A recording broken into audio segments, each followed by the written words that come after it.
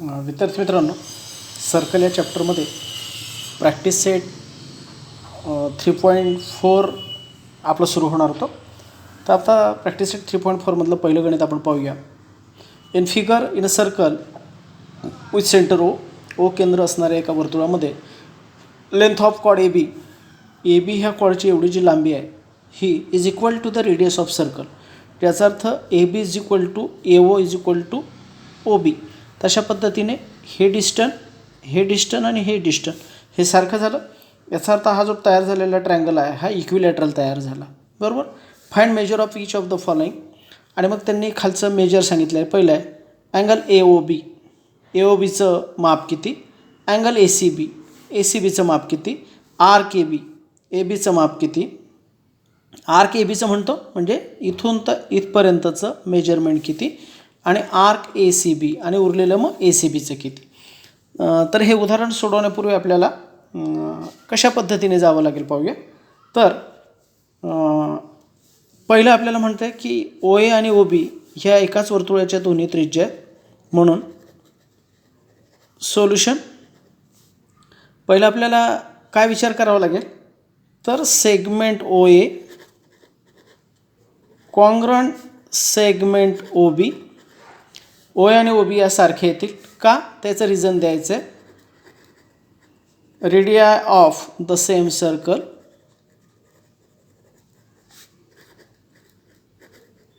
एकाच वर्तुळाच्या त्या दोन्ही त्रिज्या आहेत म्हणून त्या एकरूप आहेत. त्याच्यामध्ये तिसरी गोष्ट आपल्याला दिलेली आहे कॉड ए बी, जे आपल्याला इथे दिलेली आहे. कॉड A B is equal to the radius. कॉड A B is equal to the radius ही इक्वल आहे. म्हणजे याचा अर्थ काय झाला, therefore segment O A congruent segment O B congruent segment A B. म्हणजे तिन्हीही कॉन्ग्रंट आहेत आणि त्याच्यामुळे आपल्याला म्हणता येईल की triangle A O B is equilateral.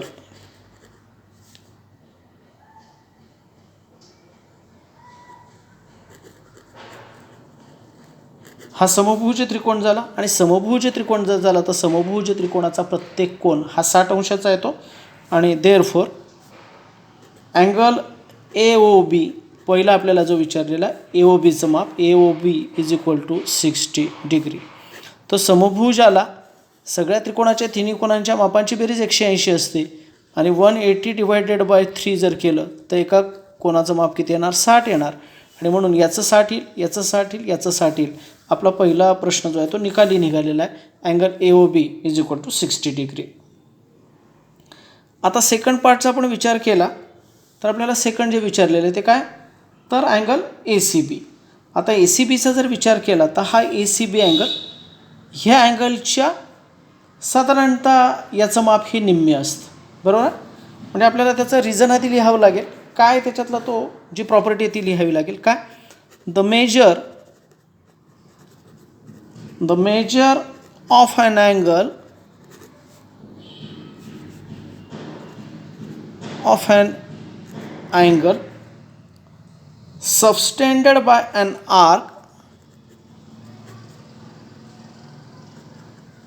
subtended by an arc at a point on the circle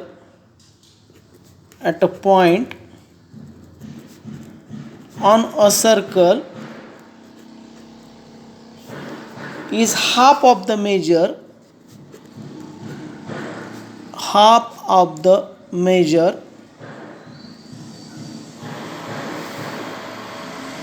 of the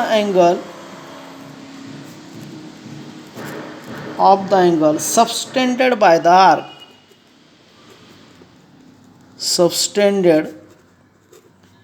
the arc at the center.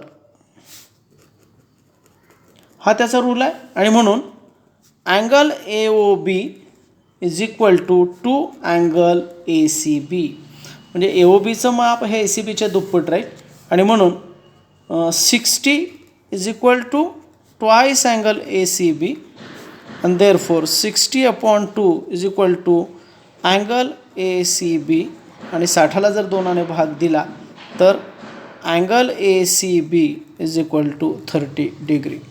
आपला ए सी बीचं माप निघालं. सेकंड प्रश्न जो आपल्याला विचारलेला तो पण निघाला. ए सी बीचं माप हे 30 डिग्री येईल. आता तिसरा जो विचार करायचा आहे तो आर्क ए बीचा विचार करायचा आहे. आता ए बीचं माप जे राहील हे ए बीचं माप हे त्याच्या सेंट्रल अँगल एवढं राहील. तर सेंट्रल अँगल जर 60चा आहे तर ए बीचं मापसुद्धा 60च राहणार आहे. म्हणून तिसरं लिहावं लागेल major arc A B is equal to angle A O B. कारण एखाद्या वर्तुळ कंसाचं माप हे त्याच्या केंद्रीय कोनाच्या मापा एवढं असतं. हा जर कंस असेल तर याचा सेंट्रल अँगल हा आला, त्याचं माप 60 आहे म्हणून याचं 60 येणार आहे. म्हणून इथे आपल्याला विचार करावा लागेल major arc A B is equal to 60 degree. तिसरा पण आपल्याला भाग आपला झाला. ए बीचं माप आपल्याला झालेलं आहे. आता सगळ्यात सोपं शेवटचं विचारलं आर्क ए सी बी. आता तुम्हाला सहज विचारायला असेल याचं माप जर 60 आलं तर याचं 300 येणार. कारण वर्तुळाचं अंशात्मक माप 360 असतं. 360मधून हे जर 60 मायनस केलं तर उरलेल्या कंसाचं माप हे काय राहणार आहे 300 राहणार आहे. फक्त त्याची मांडणी आपल्याला आता करायची आहे मित्रांनो. मग ती मांडणी कशी येईल पहा. ती आता मांडणी येईल fourth major arc A B plus major arc A C B is equal to 360 degree. तुम्हाला माहिती आहे मग ए बीचं माप 60 आहे. 60 plus major arc A C B is equal to 360 degree. Major arc A C B is equal to 360 minus 60 is equal to 300 degree. आणि म्हणून या major arc शेवटचा जो प्रश्न विचारला आहे A C B is equal to 300 degree. अशा पद्धतीने चौथा पण विचारलेला प्रश्न आपला निकालेला आहे. अशा पद्धतीने हे उदाहरण मित्रांनो सोडवायचं आहे.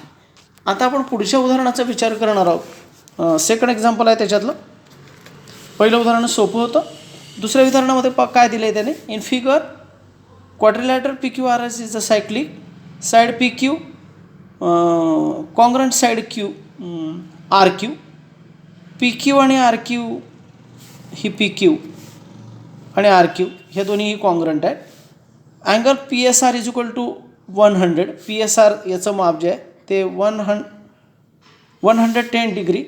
आणि find the measure of angle P Q R, major arc P Q R, major arc Q R आणि measure of angle P R Q हे आपल्याला काढायचे.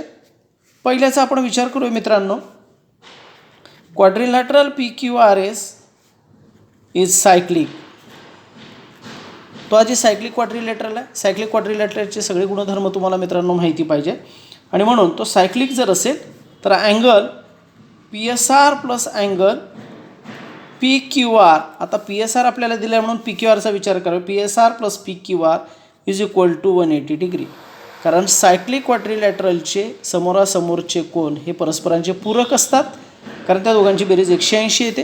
आणि म्हणून याचं माप जर 110 येईल plus angle P Q R is equal to 180 degree. म्हणून angle P Q R is equal to 180 minus 110. याच्यामधून हा मायनस झाला तर therefore angle P Q R is equal to 70 degree. पहिला प्रश्न निघाला आपल्याला तर एकाचं माप 70 येणार आहे. तर second angle P S R is equal to 1/2 major arc P Q R. बघा आता पी एस आर ते पी एस आरचं जे माप आहे ह्या कोणाचं माप 1/2 major arc P Q R. P Q आरच्या ते 1/2 येणार आहे. म्हणून 110 is equal to 1/2 major arc P Q R. मग काय होणार आता 110 1/2 major arc P Q R जर आलं तर major arc P Q R is equal to हा 2 इकडे जाताना मल्टिप्लाय होणार तर 110 into 2 is equal to 220 degree. म्हणून major arc P Q R is equal to 220. ते पी क्यू आरचं माप जे आहे आर्कचं ते ह्या कोणाच्या दुप्पट येणार आहे, म्हणजेच ते किती येणार आहे मित्रांनो, आता 220 डिग्री येणार आहे. मग आता तिसऱ्याचा विचार करूया. Quad P Q congruent quad Q R. P Q आणि क्यू आर कॉन्ग्रंट आपल्याला दिलं आहे. देअरफॉर आर्क पी क्यू आणि हे कॉन्ग्रंट आहेत म्हणून R P Q congruent arc Q R. म्हणजे हे जर आहेत तर याचा अर्थ हे सुद्धा आर्क जे असतील ते सारखे राहणार आहेत. आणि म्हणून याचं कारण काय, तर arcs corresponding to congruent arc, म्हणजे एकरूप ज्या हे असतात क्वाड म्हणजे जीवा, एकरूप जिवेचे जे कंस असतात ते सुद्धा एकरूप असतात या नियमाप्रमाणे. मग आता let major arc P Q is equal to major arc Q R is equal to X. हे दोघांचं माप जर एक्स मानून घेतलं तर पाहता major arc P Q plus major arc Q R is equal to major arc P Q R. आणि दोघांची बेरीज केली, पी क्यू आणि क्यू आर केला तर पी क्यू आर येतो. पी क्यू आरचं माप इथे आपण काढलं आहे मित्रांनो. मग ते काय येणार आहे आता, म्हणजे त्यांचं जर हे माप आलं तर त्याचं पुढचं उत्तर मित्रांनो आपल्याला जे मिळणार आहे ते असं असणार आहे काय, तर X plus X is equal to 220, 2x is equal to 220, x is equal to 220 upon 2 and therefore x is equal to 1110. आणि म्हणून एक्सचं माप जर 1110 आलं तर आपल्याला इथे म्हणता येईल major arc Q R is equal to 110 degree and major arc P Q is equal to also 110 degree. या दोन्हीची माप आपल्याला 110 एवढी येणार आहेत. आणि याच्यातला आता फोर्थ पार्ट आहे, अँगल विचारले आपल्याला. त्यांनी काय विचारलेलं, major of P Q R विचारलेलं. आता मग पहा angle P Q R is equal to 1/2 major arc P Q. P Q आरचं माप जे आहे ते पी क्यूच्या 50% येणार आहे. आणि म्हणून angle P Q R is equal to 1/2 into 110 is equal to 55 degree. आणि म्हणून angle P Q R is equal to 55 degree. अशा पद्धतीने आपल्याला चारही प्रश्नांची उत्तरं मित्रांनो मिळालेली आहेत. याच्यानंतर विचार करणार आहोत आपण तो तिसऱ्या प्रश्नाचा. तिसरा प्रश्न तुम्हाला काय दिला आहे बघा. तिसऱ्या प्रश्नामध्ये तुम्हाला दिलेला आहे quadrilateral MRPN is cyclic. Quadrilateral MRPN is a cyclic. Angle R is equal to 5x minus 30. Angle N is equal to 4x plus 4 degree. Find measure of angle R and angle N. असा प्रश्न त्यांनी विचारलेला आहे. मग तुम्हाला याचं उत्तर कशा पद्धतीने काढायचं तर इथे दिलं आहे त्यांनी quadrilateral MRPN is a cyclic. मग क्वाड्रिलॅटरलचं जर थेरम म्हटलं तुम्ही तर MRPNच्या मध्ये जे समोरासमोर येतील म्हणजे कोणता आर आणि एन आणि एम आणि पी यांची बेरीज 180 आहे. म्हणजे आपण जर हा क्वाड्रिलॅटरल असा काढला MRP आणि एन तर हे दोन्ही समोरासमोर कोण जर आले तर यांची बेरीज ही ते एकमेकांचे पूरक कोण आहेत. म्हणून देअरफॉर अँगल आर प्लस हा बघा अँगल आरच्या समोर काय येईल अँगल एन येईल plus angle N is equal to 180 degree. त्या दोघांची मापं तुम्हाला दिली आहेत आर आणि एनची. ती प्रत्यक्षात इथून उचलूया आता. काय होणार ती 5x - 30 त्याच्यानंतर प्लस 4x + 4 = 180. हे सगळे जर एका बाजूला घेतले बघा आता 5x - 13 + 4x + 4 = 180. काय होईल आता 5x ने 4x जवळ येतील मग होतील ते 9x आणि -13 + 4 = 9 4 13 म्हणून -9 म्हणजे 9x - 9 = 180. मग 9x = 180 + 9 हा -9 इकडे जाताना प्लस झाला. इथे काय होईल आता 9x = 189 x = 189/9 मग 9 दूने 18 आणि 9 1 9. मग एक्सची व्हॅल्यू किती आली x = 21. एक्सची व्हॅल्यू जर 21 आली मग पहा आता अँगल आर आरचं माप किती होतं 5x - 13 = 5 × 21 - 13. 21 5 5 होते 105 - 13.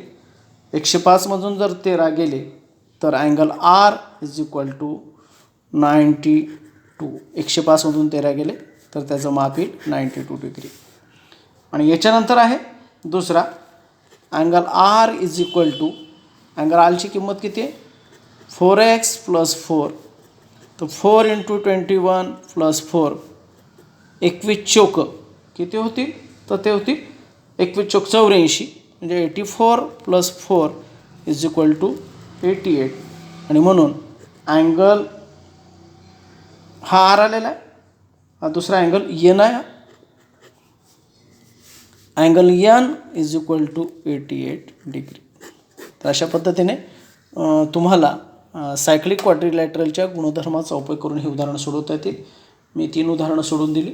उरलेली उदाहरणं तुम्हाला सोडवायची आहेत. हे चॅप्टर मित्रांनो आपलं इथे संपलेलं आहे. मी संपलेलं आहे हे याच्यासाठी म्हणतो आहे मित्रांनो याचं कारण तुम्हाला 3.4च्या नंतर इथून जो भाग आहे तो आता तुम्ही पेन्सिल काढा आणि हे वाटल्यास नोट डाऊन करा. इथून तुम्हाला हा भाग तुम्ही पेन्सिलीने आत्ताच खोडून टाका. हे तुमच्या सिलेबसमध्ये आत्ता नाही आहे. हे टोटल पेज नाही आहे. Page number 76 page number 77 total नाही आहे.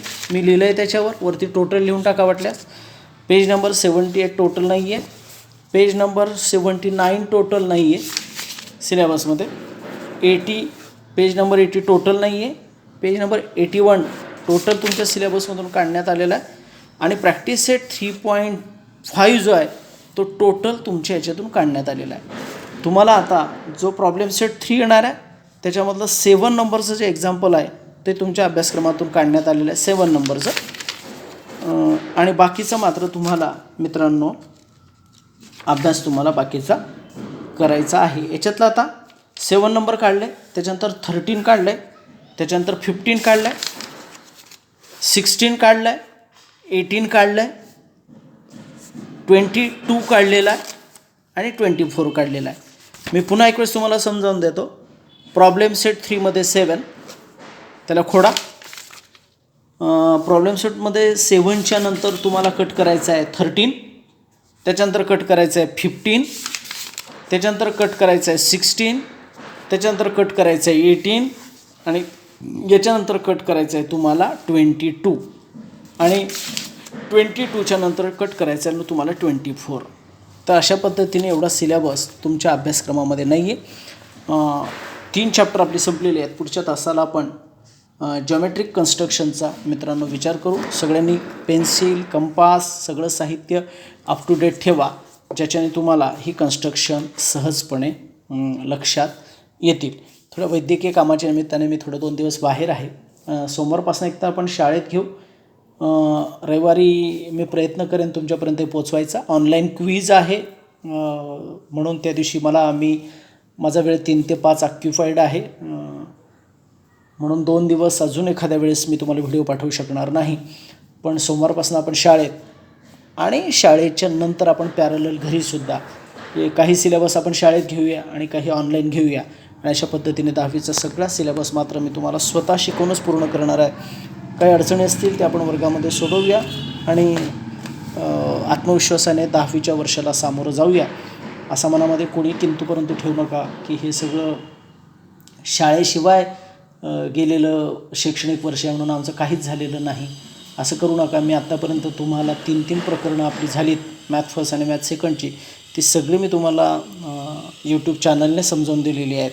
तर ती तुम्ही सगळ्यांनी शांतपणे समजून घेतलेली असतील असा मला विश्वास आहे. सगळ्याजणांनी आता शाळा उघडते आहे, 10वीचे फॉर्म भरण्याची वेळ येईल. एवढ्या 2-4 दिवसामध्ये सगळ्यांनी पासपोर्ट साईजचे 3 फोटो काढून ठेवा.